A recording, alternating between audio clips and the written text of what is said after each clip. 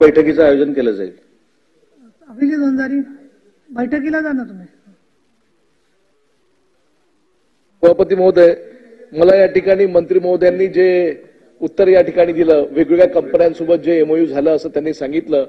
गेल्या 2 वर्षांमध्ये महायुतीच्या सरकारनं दावोसमध्ये आणि वेगवेगळ्या देशांमध्ये जाऊन जितके एमओयू साईन केले, प्रत्यक्षामध्ये त्याची अंमलबजावणी आणि किती कंपन्यांनी आपला उद्योग त्या ठिकाणी थाटला, हे श्वेतपत्रिका आपण काढली पाहिजे.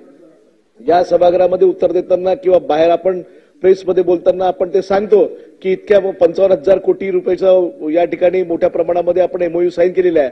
प्रत्यक्षात त्याची आपल्या राज्यामध्ये अंमलबजावणी झाली नाही.